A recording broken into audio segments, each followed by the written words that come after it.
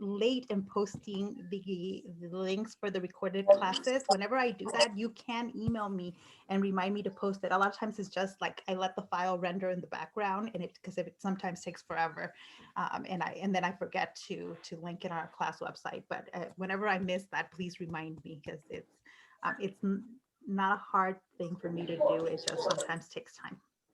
Okay. Okay. So let's get started, because yeah, in the other class someone had to remind me. But okay, Okay. Thank you. Thank you. Thank you. let me share my screen, not so I can show you vaccine information, so that I can show you class information.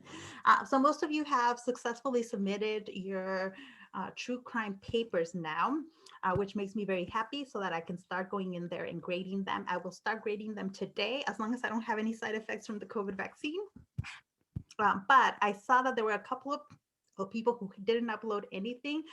If you contact me and emailed me about you needing more time, then no problem. But anybody that didn't, you can still turn it in. The system should let you upload the file in there at any point. It does mark it as late, but anybody that contacted me, I won't take points off for that. Right. So that's one of the two big papers in this class. The next paper is due this weekend, but it's not as long and it's not as arduous as the true crime paper. This is a reading response, so it's a little bit less formal. You don't need to have an argument for this one. I would like if you had paragraphs. Paragraphs in organization are always good, but the main point of the reading response is for you to respond to the George Grosz reading and to answer these 5 questions. So about 2 of you have already submitted that. And so if you've already done the reading, you can answer all of these questions, right? So the first one is a kind of thesis kind of question, right? What's the main goal that he's trying to convey in the 2 chapters we're reading? I'm also going to ask you to pick one of the images that he has in his autobiography and talk about it. All right, and we'll do some of that as a class right now, and then also like what he's saying about violence, what kind of violence he's talking about in the reading response. It might not be super obvious at first, but there is a theme of violence in there, and also the kind of trauma that we might see in there. I think we can see evidence of trauma there, but it might take a little bit more of a reflection and really paying attention to the reading, because he's not so straightforward, right? As I talked last Thursday, a lot of times he's describing emotions, or he's describing or giving us a good sense of the emotions involved, and not so much the actual, like literally what was happening, because he uses a lot of metaphors and things like that to describe what is happening. So double space. So the paper should be, 1 or 2 pages. Double space, 1 in margins, all that good stuff. You don't have to cite, because it should all be based on this one reading. So you can use quotes, but then you don't have to use any formal citation method unless you use something else. If you are, if you looked up George Grosz online and you want to cite something you found, then you should cite it, right? So MLA or Chicago style would be the best forms to do that. So let's get back to the George Grosz, since you are all, if you haven't already, you're writing responses to him today. So we talked about some of these key themes last time, but I want to make sure we analyze some of these images, because I think that is something he adds and he brings into the autobiography that a lot of people don't, right? When they write their autobiographies. But as an artist, he includes quite a bit of his sketches. And this is one that's in the reading. It's called Fini. It was made in 1919. So that might give you a hint. But does anybody want to start us off? What's going on in this sketch? Just some basics of what's there. A soldier looking onto a dead body at the bank of a river. Yes, so clearly, right? And then Susana? Yeah. I actually I wrote about this one in the paper. Perfect. I wanted to talk about how the way the soldier's leaning against the tree, and he's kind of just looking at the dead body like it's just another piece of debris, like it's just a casual thing. He's already used to it, and you see the city in the background and the smoke and the clouds, and it's, you would think that he would be more distraught to see, you know, these bodies floating in the river, and instead it's like it's become so natural to just stand around and see this kind of death, and that there's nothing he can do except look on. So it's kind of this portrait of what it's like to be a soldier, having to be in this environment, and it's really out of your control. Yeah, so what Susanna just gave us is like exactly what I want you all to do in your reading responses, right? You can start out with the basics. What's there? What can we see? Right? There's clearly a soldier here. We can tell he's a soldier because of the helmet and boots and just what he's wearing, right? And that this is a dead body. And then as Susanna was talking about that, the soldier is really presented as really relaxed, right? His arm is up against the tree. His legs are placed in a relaxed position, and he's looking at the body, and yet it doesn't seem to be affecting him at all, right? So then the next step that Susanna took was like, okay, this is really commentary on like just how everyday death is to the soldier, right? That a dead body is not shocking at all, right? And I think in that's a big deal for most of us. If we see a dead body, it's a huge deal, right? Caleb, you had your hand up.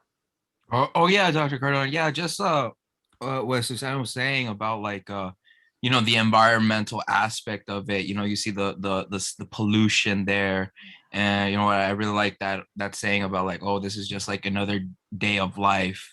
I read I read a primary source in like a book, right, from what's this, Ian Crenshaw, I think. And you know, it said something about how after World War II and the Versailles Treaty, and people were like, you know, were like ultimately poor, right? Mhm. There's a story of like how this old man, he retired, he had like 60,000 marks to his name, which was like a decent retirement. However, the Versailles Treaty like made that like worthless, and so like he took one trip to you know, to but he bought a ticket to get on a train and like go around Berlin one more time, and then ultimately he went into this, he locked himself in his apartment and he starved to death. So like it's just like very it speaks volume of like, oh, you know, like what can you do, you know, this is like it's out of your control, and you're just like there's a sense of like giving up essentially, like whatever.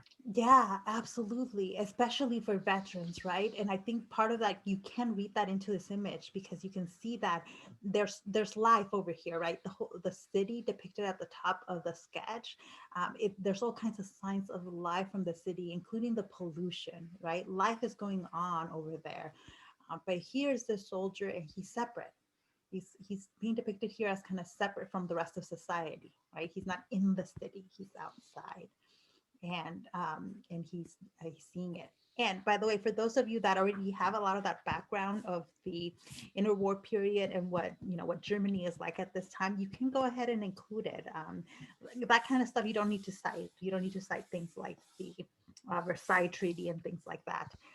But you can go ahead and include it because it is relevant. Ultimately, even if you don't have that knowledge, right? What George Grosz is showing in his autobiography is what Berlin is like in this time period. And he is describing just that sense of like, well, there's another dead body in the street, or like there's another veteran starving, and just how common that was, right? How starvation is really common. And he's also telling us there are people who are not starving in Berlin. If you're wealthy, you have enough money, you can find food, but most people are struggling with that. Yeah. Anything else? Does somebody want to add something to what we can see in this sketch? Or maybe the meaning of the title of the sketch, Be Me?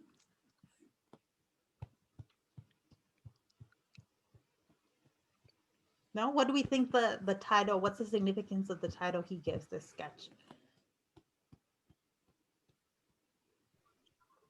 I'm going to assume that finis means death or final. So I think it's talking about like the final displacement of his, you know, sort of humanity as a soldier, Mm. seeing all the dead bodies and being so numb that, you know, it's like, you know, the final stage of being a soldier, and finally collapsing into that mentality that you need to in order to fight a.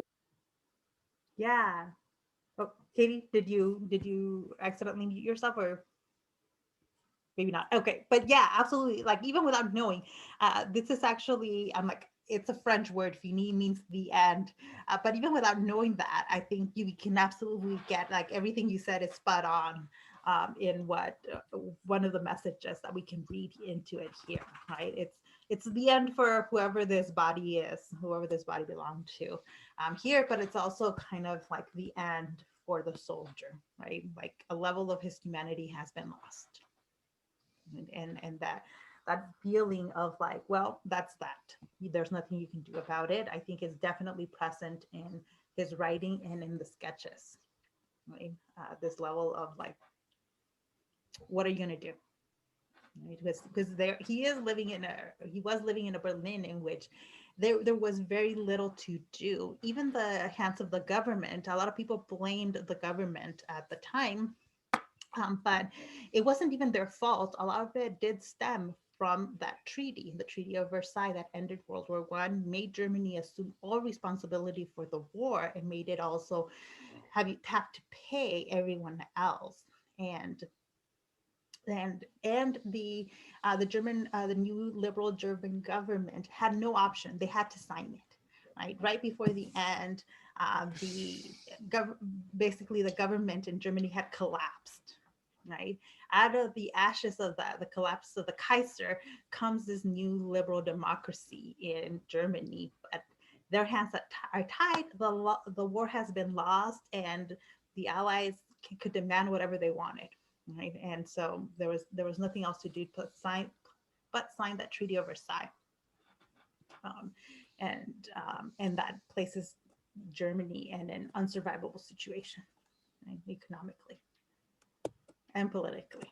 Right. This is another one from the sketches, from the autobiography. In fact, I believe I included it in the section that we read.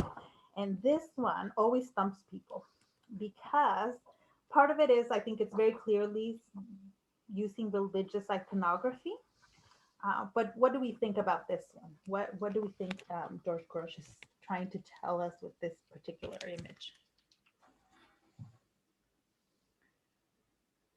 Like, That God is not even safe. say that again? Well, by seeing the picture, I feel like, I mean, he's like, not even Jesus or God could be saved from this, everything that's going on in the war.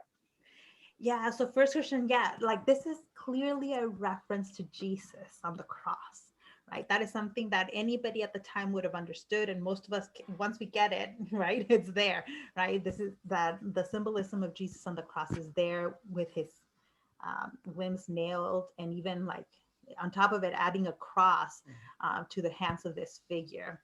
Yeah. Jesus is dressed as a soldier. Soldiers are the ones making the ultimate sacrifices. So yes, Jeremiah, I think that is a great interpretation of this, right? This, I think we are meant to read a soldier into this figure because of the gas mask, right? This is Where is the country of origin of this picture? Germany. So this is, again, George Grosz is sketching it, and he's in Germany, in Berlin, in between the wars. This was actually sketched, it looks like 1935, 1936. And he titles this sketch Silence. I think I googled what INRI means, and it says that it meant like King of the Jews or something similar to that. Yeah. So I guess my interpretation is that you know, it's about the Jews suffering during World War II, and there you can see the body emaciated on the cross, like you would see the bodies of those who survived the Holocaust. And So I'm going to stop you right there, Katie, because it's not necessarily talking about the Holocaust. It is made in 1935, 1936, but the Holocaust, like the gas chambers haven't started. At the stage that they're at this point is just separating the Jews, like eliminating their citizenship. We'll get to that later in the class, but so it's not a reference to the Holocaust yet. But it is clearly, we're supposed to think about Jesus when we look at the figure. Do you want to keep going? I don't want to completely stop you, but Something Well, I don't. Oh, go ahead. Katie, and then we well, can go to Che. Mhm. sorry. Well, I believe at this time there's they already started the like separating, like forcing them to wear the star and destroying their businesses and taking their rights away. And Yes. so I guess the Jews were the sort of martyr and sacrifice that I think someone who was anti-Nazi would see as they were the scapegoat, the person who they could point at and blame for all of the problems of, Germany at the time. And someone anti-Nazi would probably see that as like not martyrdom, but in kind of a No, sense. I think In I the think se- very much martyred them, right? I mean, you don't put this figure on a cross if you're not invoking the image of martyrdom. Yeah. But yeah, so let me stop you just to answer something in the chat that yes, so George Grosz did not was not in favor of the Nazis. He saw, I mean, they were a fringe group. They were like the crazies over there. He was not, but George Grosz was not. He didn't like any politicians or any of these political groups. So sorry. So I'll come back to you, Kate, in a second. I just want to give Che a chance to also add his comment. Che? I was going to actually kind of say some similar stuff, just because of how Jews took a lot of blame during the after the war, and based on the time that it was drawn, I think that you could definitely take the Jewish interpretation, or that Germany as a whole was crucified by Europe. I think that that's another interpretation you could take for it, because really, I mean, they were just, I mean, it was bad. I mean, there's a reason we had a whole different solution after World War II for how to deal with these countries. Yeah, so that's excellent. I think there are multiple interpretations of this image. Yeah, so yeah, definitely. I think the Jewish themes can be seen here as like, okay, Jesus was a Jew. The wording up here clearly, right, as Katie looked up for us. But then also the crucifixion, this figure might stand for Germany as a whole, and feeling like Germany was crucified by the Allies and being made responsible for World War I. Katie? I would disagree just with the INRI on the top, which is a very specific reference to Jesus as the King of the Jews. So I think it's supposed to be a Jewish analysis. Although that has meaning for Christians too. So it doesn't necessarily have to be, but it can be. I think that's a good interpretation of it, Katie. I just feel, but I think there are other interpretations possible. For example, why does the figure here have a gas mask on? Yeah, I was wondering about that in my interpretation. I Yeah. used Google. Google lied to me. I apologize. No, it did not lie to you, but it was part of the answer. No, I think that your interpretation is valid there, but people are adding in the comments that the INRI is also used in Catholicism and in other Christians. Yeah, but does anybody want to give an interpretation of why the gas mask and what that means then for how we should read the figure on the cross? Why did he put a gas mask on this figure? The gas mask was a symbol for World War I soldiers, mainly because of the chemical attacks that would happen in the trenches. So Yeah, so it how could be does representing that. Yeah, so if we go with that, then this Jesus-like figure on the cross could be a World War One veteran, right? We can read that into here, and because George Grosz does talk a lot about how veterans are forgotten during this period of time, right? How there's not enough attention paid, how there are disabled veterans walking in the streets, homeless, unable to find food or work or anything. I think you can talk about this being a kind of World War One veteran figure. Susana, yeah?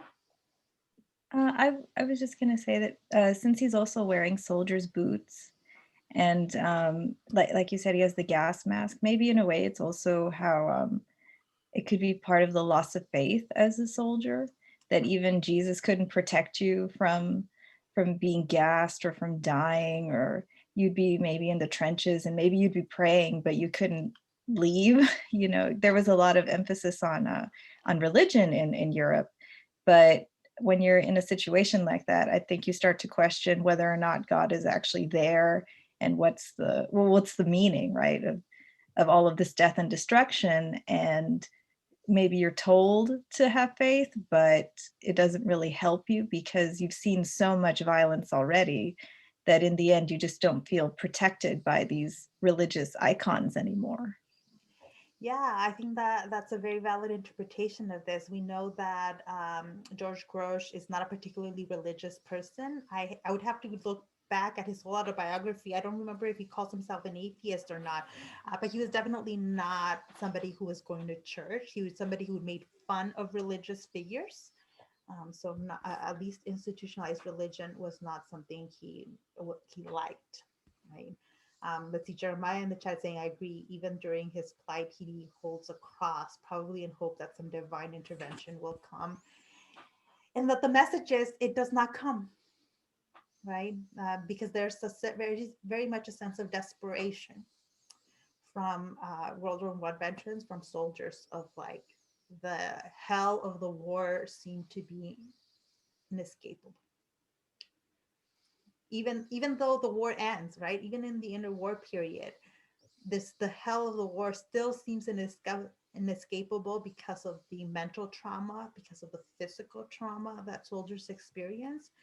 So in that way, it's like almost an indictment of religion, of like, religion is not going to protect you from the gas, right? From the gas of the war. And let's see, all of our interpretations are no. Katie, that is not the case, but it also makes sense because Jesus himself. Yeah, I actually, Katie, please do not think any. The reason I wanted to give a wide range, I'm glad that you all came up with all this wide range of interpretations, is because they're all possible. There's no such thing as a wrong interpretation when it comes to analyzing images, unless you're making stuff out of thin air.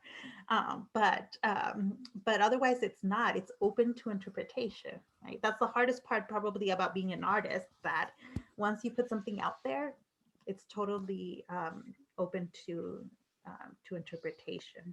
And actually, nobody had ever brought up the Jewish connection here. And looking at the years, 1935 to 36, that was very much happening. Jews were being singled out in Germany already. The law that had stripped all rights from Jews in Germany had already passed, right? Had already passed. So it could be an interpretation of that. Yeah. But when the first time I saw this image in the autobiography was probably similar to a lot of you experience of like, oh my God, this is just a bit shocking. And we don't know how to do it what to do with it at first glance. So we kind of just skip over it. Like, let me go to one that makes a little more sense to me. And I wanted to point it out because I don't want you to just skim over things that look like, whoa, that's just too much, right? This might be the kind of image that you want to talk about in your reading response, and you want to offer these interpretations. Everything you all said would be great in your reading response. Right? Let me go on to the next one.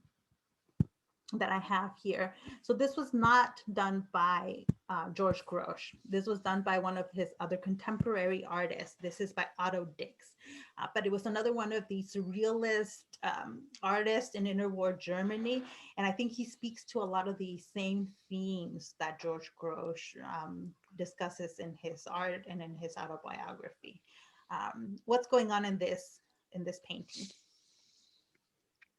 Sketch. This is more of a sketch. This is called The War Cripples. Otto Dix made it in 1920. I think here in the sketch, Dr. Cardona, you could see like a lot of amputated mutilated soldier bodies, and they're just like needing to depend on each other for now on because there are no governmental it's suggested is I think it's suggested that there are no governmental assistance, so it's just you would need to rely on each other now. Yeah, and yes, so that is what you said in the chat is absolutely correct. I think, yeah, look at the way he's depicting like all those soldiers. Look at the face here, right? Scarring. Yeah, yeah, all the scarring, lack of limbs, right? We see movement is being expressed here, so maybe like shaking in this hand on the second soldier. A kind of wheelchair type of device. This soldier has no limbs, right? Lost both the legs and arms. And then what do you think is going on in this one? This figure is probably a little bit more whole than Stalin. the other ones. Yeah. I was gonna say that it's Stalin, because he's controlling everyone. He's pushing the wheelchair, and he's in the back, sort of moving them forward. And so, like, I think it's kind of showing that Stalin, is the cause of all this, because the last person, I can't tell if that's an arm or like a claw or a fake hand, but he seems the most put together, and he has, the stash. So that's just kind of how I saw it. No, I love that interpretation. But also, like some people are mentioning in the chat, this might be like a way of depicting prosthetics, right? Like there's no real arm, it's a mechanical arm or some sort of device arm.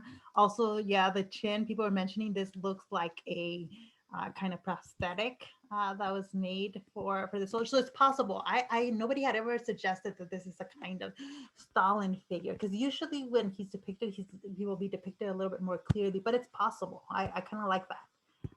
Yeah. Anybody else? So what do we do with this over here? Do you guys see this like face coming out of this veteran? What's that? I think it's kind of showing what they used to be in some ways. It's like that was the perfectly normal human being, and now these guys are maimed and just absolutely messed up. And yeah, I think looking at that one all the way on the right, like I think it's kind of saying like he's more machine than man. I mean, you really look at him like the eye, the ear, the chin, like, and the way he points at that piece of paper, I wish we could read it. But I have the feeling it's like his way of communication now. Like he can no longer even talk or something. He has to write what he's saying. Yeah. An interesting, oops, before I go to that one, Catherine, yeah, this could be like the ghost of who he was, or like this ghostly figure leaving him. Yeah, that's all possible. Why though? Why depict veterans? So this is made in 1920, so they're veterans, right? Why depict veterans in this way? Why not beautify them the way typically art does, right? Present them as they were before they lost the limbs, with all their medals, and depict them in a glorious dance. Why depict veterans in this way? Yeah, in the reality of how they are now, the cost of war, that is that they've come home and nobody helps them. Yeah, there was a really strong sense of that in the interwar period, especially by veterans of the war. So George Grosz was a veteran. Otto Dix, I believe, was also a veteran. And so they really felt very much abandoned by the nation, right? The nation that had sent them to war has now abandoned them after they've done their service. Um, Can I go out with a really far interpretation of this? Go for it. Because I know all my interpretations have failed lately, but in 1920 there was a meeting with all of the European powers to kind of deal with appeasement, as Hitler was talking about Lebensraum and all that other stuff and invading. So to me, it kind of looks like the first one is Hitler, the second one is whoever it was. I don't think Churchill was part of that. FDR, maybe the chair. Yeah, the third one is FDR, and then the last one is Stalin, all coming together. And because of the war, they're, in various stages of crippledom. And So it could be representative of the country, the trauma the country had. Yeah, the country. So naturally, Germany is one of the worst because of, and the one in the front pointing, because of how the depression hit them, and Yeah. that the depression was so significant, and they lost so much of their standing and their power, and everything else. Yeah, And they're all and they're all smoking except for Stalin. So I think it kind of also shows, like, I was gonna say, like, some sort of, like, loss, or like a feeling of being out of control, versus Stalin, who was pretty headstrong, the iron chin, the prosthetic arm, kind of sucks, having that, but it's hidden in his jacket and hidden behind Roosevelt or whatever. So I don't know. That's just the immediate response I got. Yeah, and some of this kind of does allude to the way some of those world leaders were depicted. They're often depicted in that line and all facing the camera kind of way. Was this drawing 1920? It was done in 1920, so it wouldn't be FDR right now that I think about it. It wouldn't be FDR yet. Yeah, and wait, Stalin's not even in power yet, is he? Wait, when did Stalin get into power? When does Lenin die? Wait, what did the Germans think of them? War? No. Oh, wait, World War II, World War One. World War II.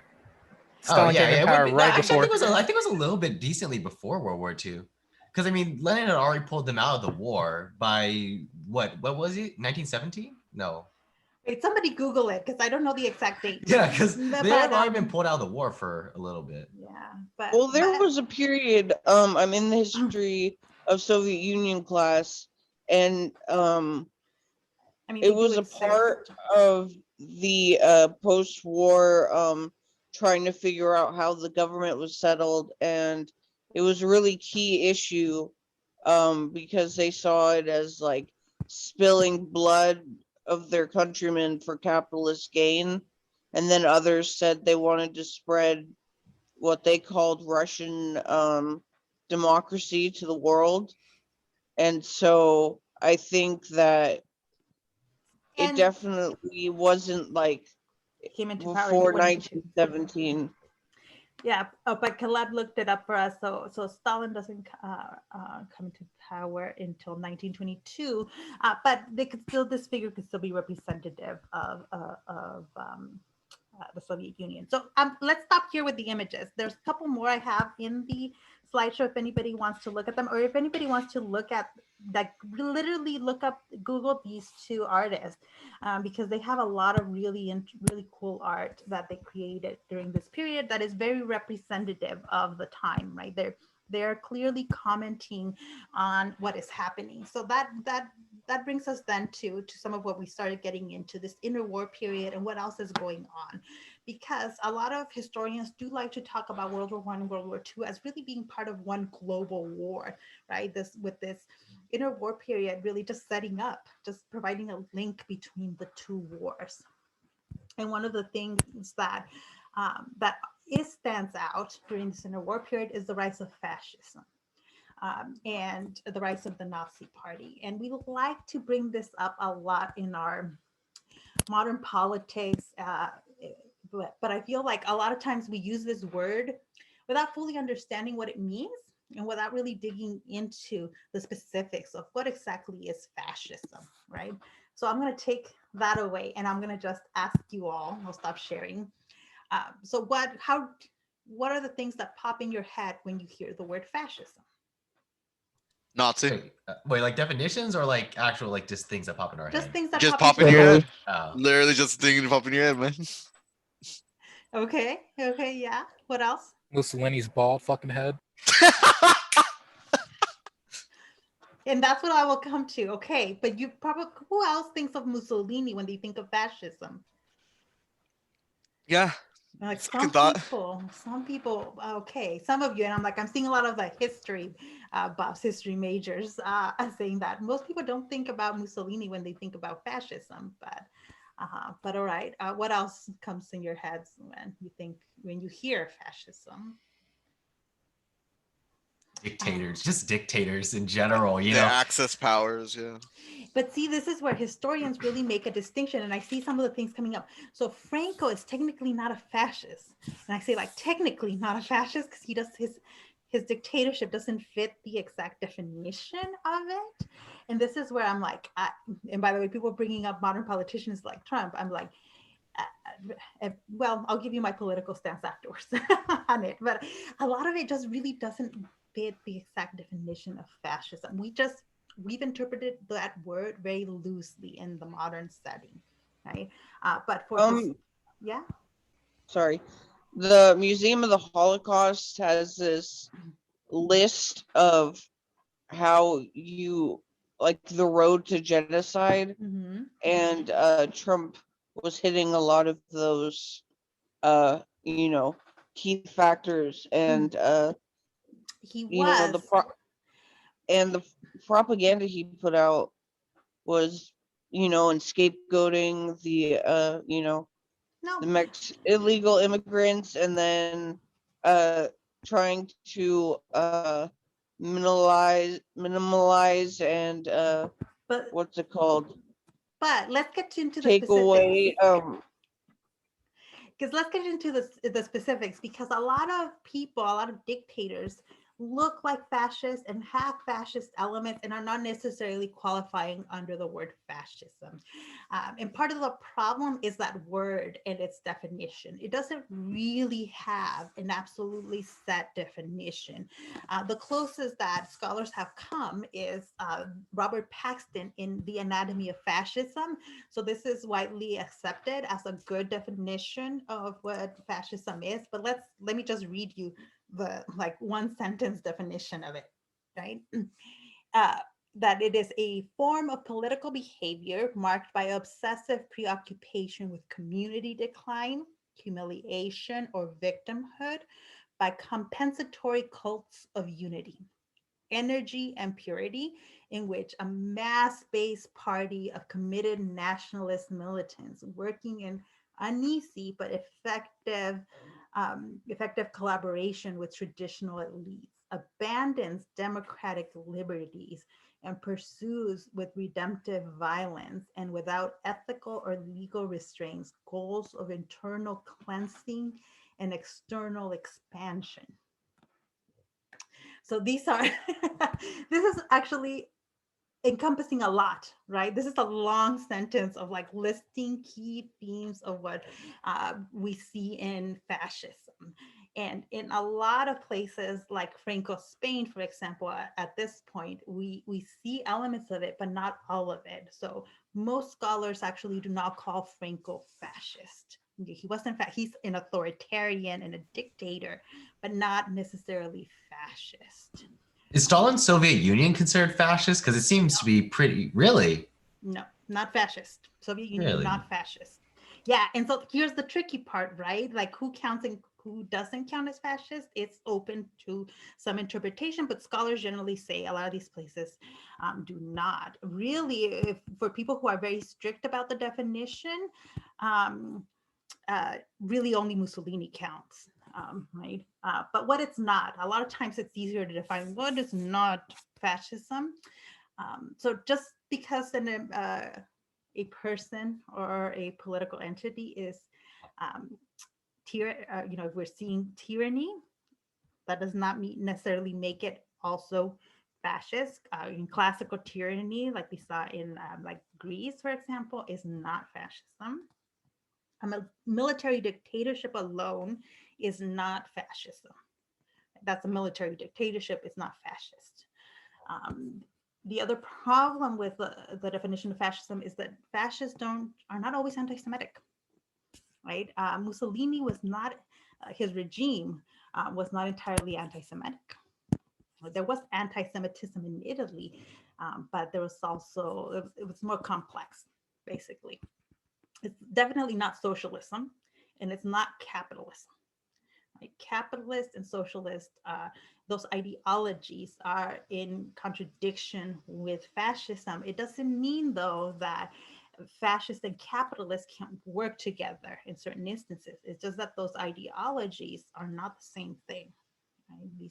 These groups are in conflict with one another. Socialism, for sure, right? There's a reason why when fascist groups get into power, they immediately target socialist and communist, right? Because these are their direct opposites in a lot of ways. Yeah. Yeah, I'm seeing a lot of part of the answer in the chat, right? We're going to talk about uneasy relationships between fascist governments and religion. But religion does provide a lot of, there are overlaps and themes between religion and some fascist regimes, right? But let me talk about Italy then, because Italy is the place that we can definitely, there's no argument there, they are fascist, right? And we can see out of that then some of the key characteristics of fascist regimes, right? Always ready for violent action. Violence is always a key theme in fascist regimes. Anti-intellectualism. And you have to realize too that in the interwar period, a lot of places in Western Europe, so in Germany, in France, to some extent in Britain, but Germany and France for sure had liberal democracies. They actually had pretty progressive governments in places like France and Germany. And fascists, and so a lot of intellectuals were part of those governments. And so fascist comes in as an ideology in contradiction to that, right? Because those liberal progressive governments had failed. Right? They failed to help people, to help enough during the interwar period. And so for a lot of fascists, then that being anti-intellectual is a key characteristics. Rejection of compromise. There's no compromising for the fascists. It's all or nothing, right? It's all or nothing.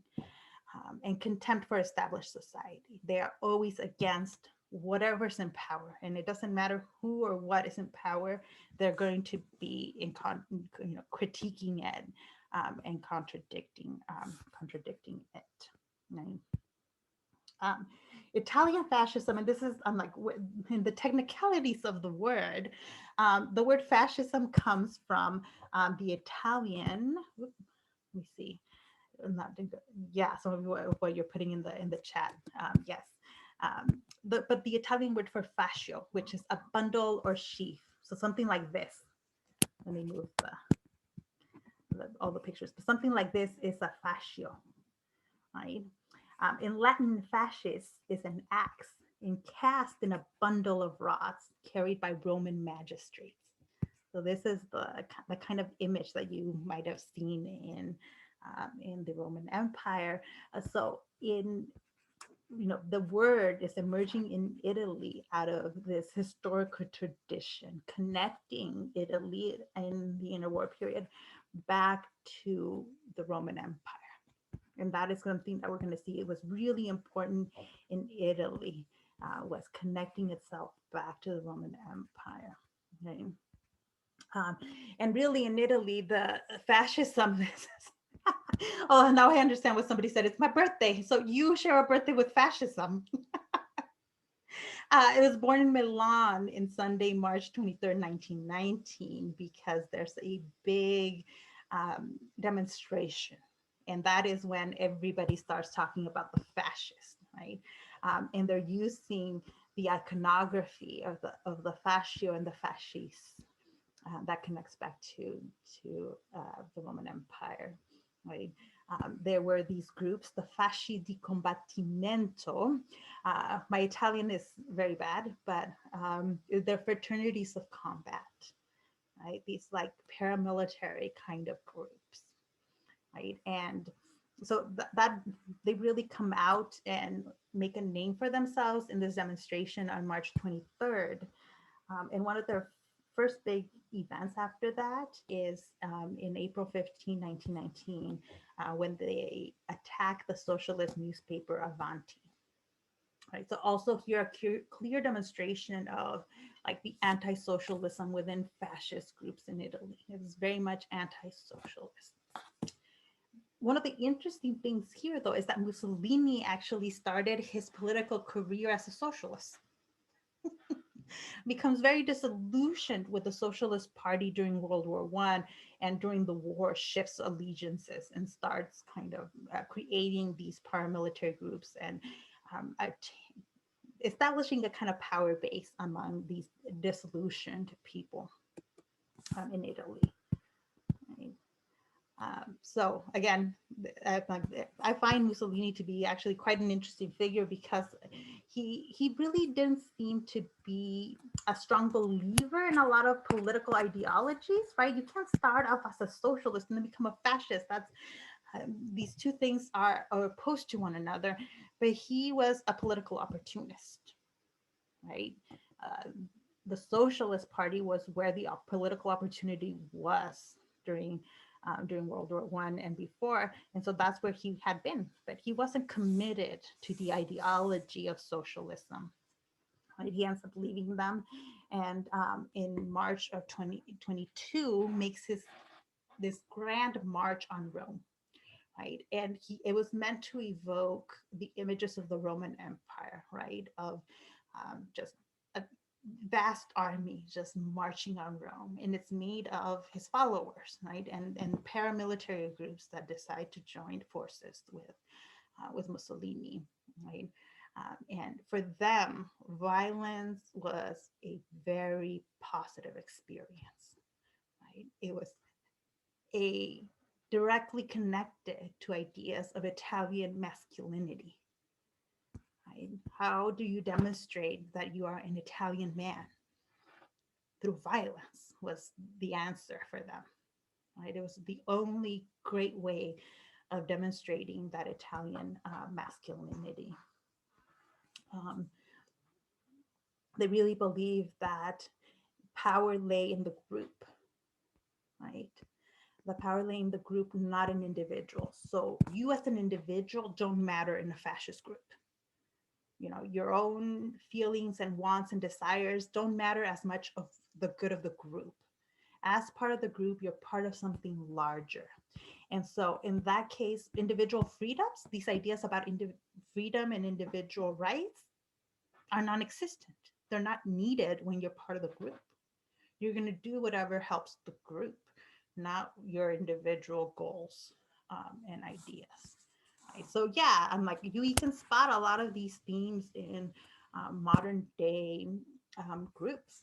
I mean, they're directly borrowing from some of these people. They're going back and looking at the history and finding inspiration in these groups. So it's not a coincidence. They're very direct. Not always super direct. Sometimes they try to hide it, but the iconography, I think, is direct. Right? Because fascism is really tied to these ideas of masculinity. You see very much how fascist groups try to mobilize men and women. They do have a role for women within their groups, but it's all about going back to what they view as traditional roles. right? That women belong in the home, not in the political world, not in the public sphere. Yeah, I'm seeing some stuff in the chat. We're going to talk about Ethiopia in a second. And Benito Juarez, yes. Oh, Benito Juarez is an interesting character, but definitely, I think that there was a connection that they named him after Mussolini, and yeah, Benito Juarez was a dictator. So, within fascist groups, right, the ideal kind of social organization is patriarchal.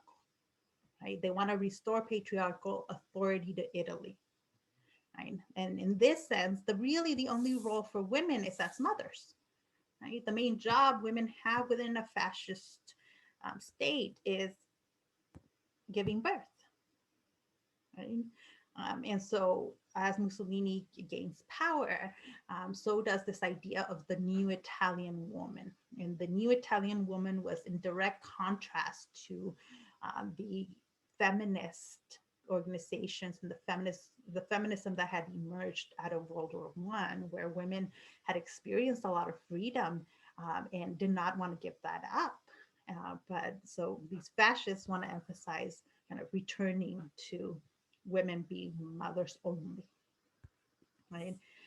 And a really exaggerated masculinity that is exemplified in for the Italians in the conquest of Ethiopia. Italy was also kind of, to a large extent, late to colonial holdings, but one of Mussolini's goals was to grow the empire, right? For him, it was, he spoke about returning to the glory of the Roman Empire, right? Italy, you have right there all the like direct history that you can appeal to. And for Mussolini, it was going back and recreating the Roman Empire. So growing the military and growing its colonial holdings, right? And that meant going into Ethiopia, right? And anything you look at from Mussolini is going to appeal, do all these callbacks to the Roman Empire. The black shirts, right? They wore the fascist symbol with the rods and the hammer thing here, right? They used the ancient Roman salute. The way they divided up their organization was using the divisions within that the Roman army used. So, right, dividing themselves into principi, triadi, maniples, centuries, cohorts, legions. They just directly borrow that from the Roman Empire. Right? And in all his speeches, Mussolini talks about going back to Italy's greatness. And really, the height of any Italian greatness goes back to the Roman Empire. That's why they're appealing to that. So it's always a distorted history, right? Things that they're not emphasizing are things about how diverse the Roman Empire is, how good it was at incorporating other cultures and other traditions into its empire. A lot of that is lost in the then fascist reinterpretation of that history. But it is a distorted history that they are wanting to go back to. Right? In this sense, then, is Nazi Germany fascist?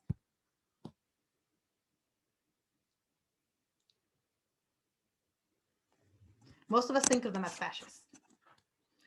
But I think it's more correct to call them, what's happening in Nazi Germany, to call it Nazism. Right? Nazism has a lot of overlap with fascism, right? A ton of overlap. So it's not unfair to call them fascist. But I think what is happening in Germany is it's distinct version of it, right? It's a distinct version of fascism that it's more correct to call it Nazism because that's the name of the system that they develop. But both deal with nationalism. Yeah, nationalism is incredibly important. When you look just at the basic outline I did here of Italy, you see the same things in Germany, right? Of like, let's go back to our great being, to when we were great. For the Nazis, they're going to use history, but they're going to actually want to connect themselves to Sparta. Like they're going to want to connect themselves to Sparta more than like the Roman Empire or anything like that. Right. So let's talk about Germany then in this interwar period. Right. As George Grosz describes, there was hundreds of political parties in the interwar Germany. The biggest parties were really the Communist Party and the Social Democrats and the German People's Party. These were kind of the top three. Then you also have the German National People's Party, the Catholic Center Party. So these were the kind of more traditional established parties with ideologies and politics that are more recognizable, like the Communists, the Social Democrats, the German People's Party. So this was left leaning, but more middle of the road. The German National People's Party and the Catholic Center Party. Within that, right, the Nazis were really marginal, right wing for sure, but they were a small group, right? And this is before they even start winning any elections. They're there, they exist, but they're one of hundreds of other groups, right? Their official name is the National Socialist Workers' Party of Germany. How accurate was that name? Were they socialists? Definitely not, Dr. Fernando. They are not socialists. So why the hell would they put socialist in their party name? That was popular. Exactly. It was literally like what would appeal to people. So they put, national, and they're like, a lot of people like being socialist. So let's put socialist in it. But we also want to appeal to workers. So let's put the name workers in the title. They were catfishing. They're catfishing. Yeah. Yeah. So they're just like throwing anything that sounds good into the party title. They're not these things are not super important to them yet. The workers will be. Yeah. I think that the way they phrase it, especially after the Russian Revolution, the national, it means like Germany, just Germany. Yeah. Socialist, focusing on the people of Germany. Workers' Party, like the poor and disenfranchised party of Germany. And I think that was their sort of way of like tactically manipulating people into joining the party. But it's not socialism if it doesn't represent all people. Exactly. There's no real socialist ideology. It's just the name they're using. Yeah. And it doesn't count if you don't include Jews and everything else. Absolutely. So this was just very much just tactics in the part of the Nazi Party. Initially, most people would be attracted some aspect of this, some of the unity that someone brought up in the chat, the national aspect. A lot of nationalists that had been disillusioned by conservative parties, by traditional conservative parties, are looking at the Nazis as something that, all right, I like the way they talk about nationalism. The anti-Semitism at first, it's there, okay? The Nazi Party always has elements of anti-Semitism, but a lot of the first recruits to the Nazi Party are not attracted necessarily to the anti-Semitism, right? Usually there was something else that made them get interested in the Nazi Party. Once you buy into it, then you buy into the whole thing.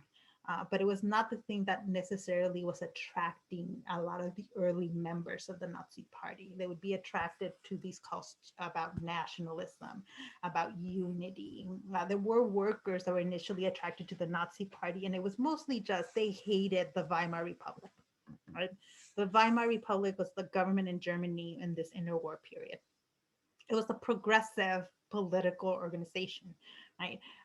And so a lot of people that were afraid of communism, they're seeing the Communist Party be really, really popular, and they don't want anything to do with it. And so they might be looking for other smaller parties that express some of that anti-communism, right? That they would find in the Nazi Party.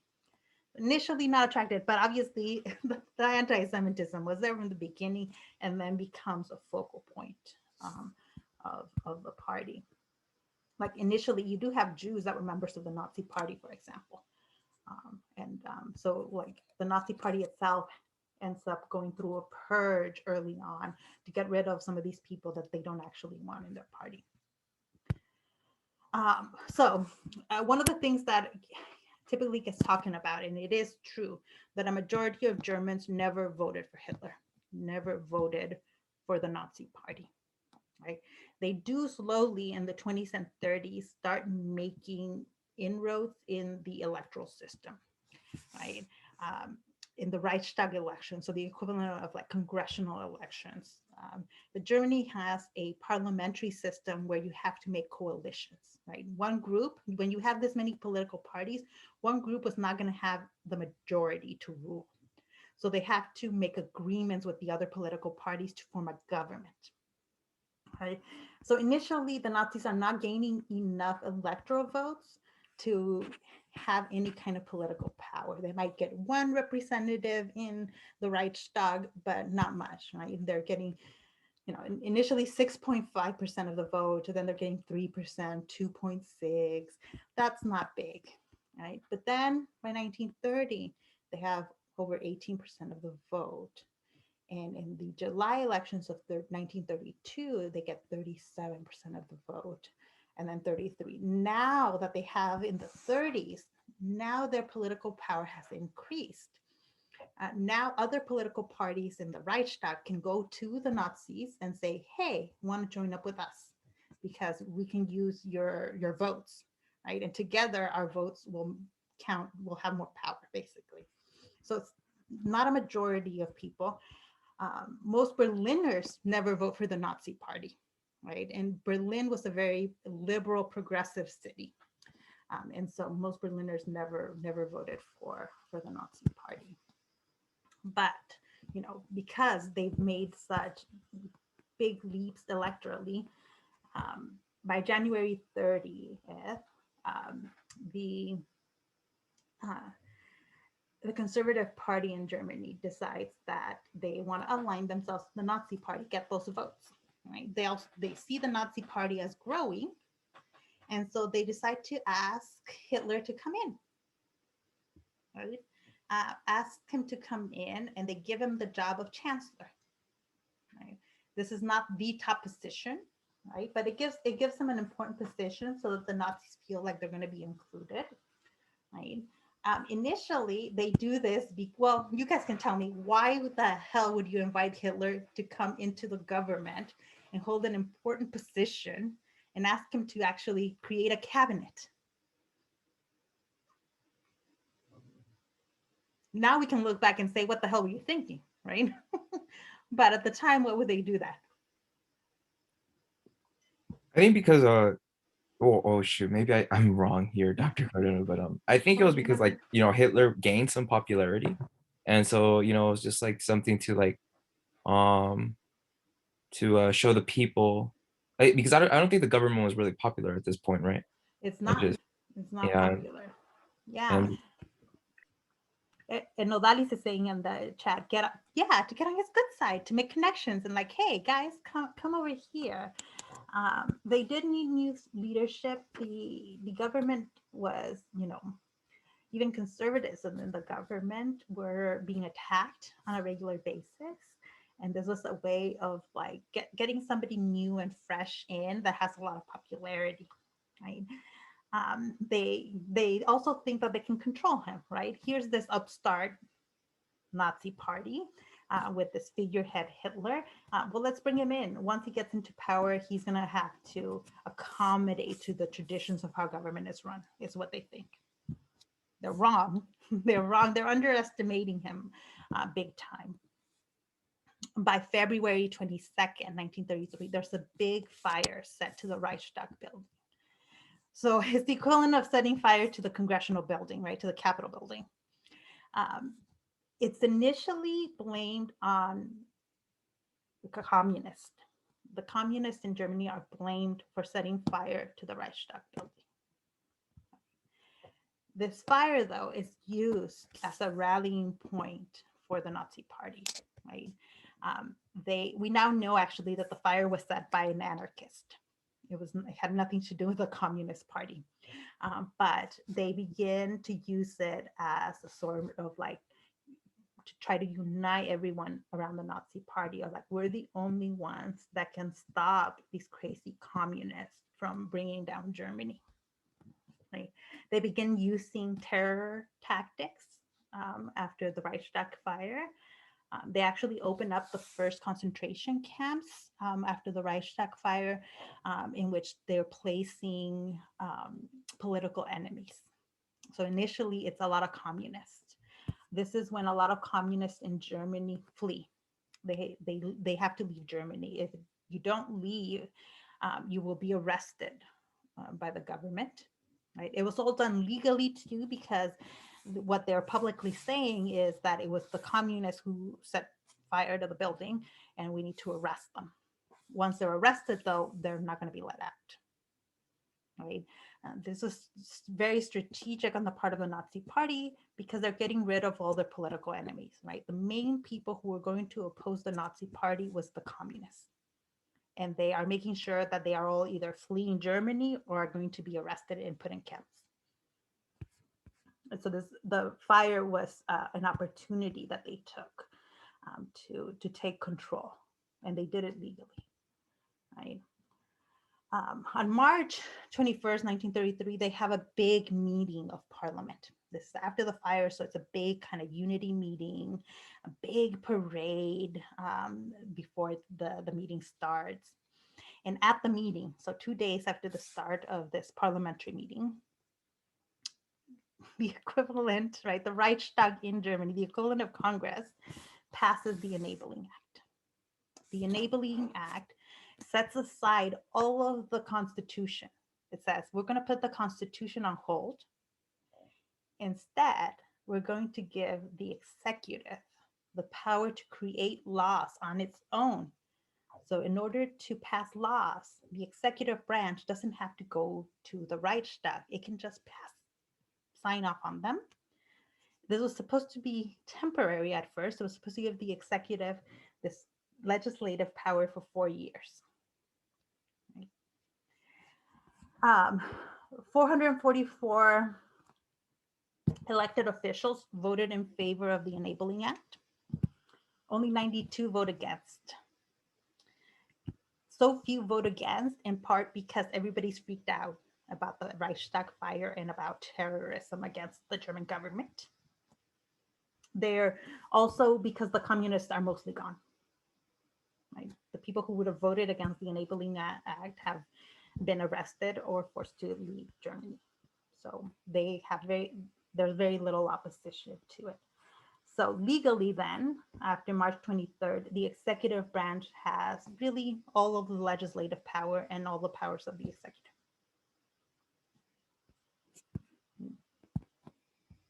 And then we see the beginning of the Nazi dictatorship.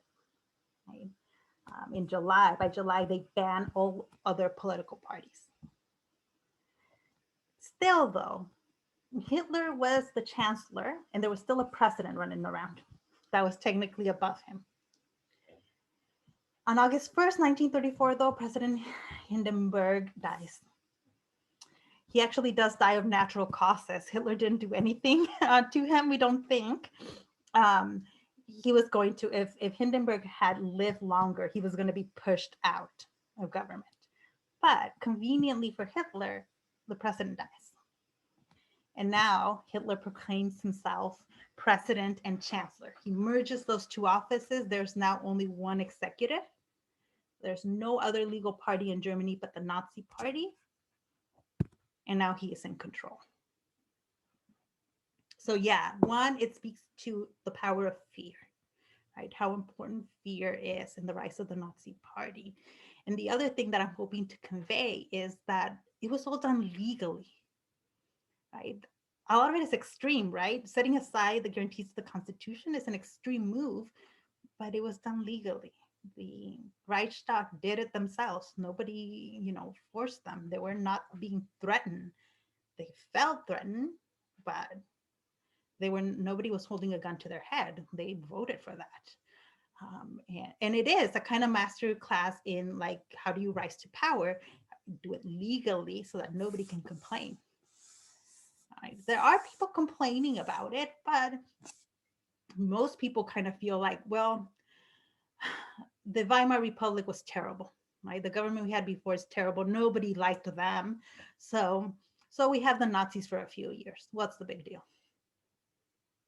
Nobody thinks that they are going to be a huge threat. Right? So questions, comments, concerns?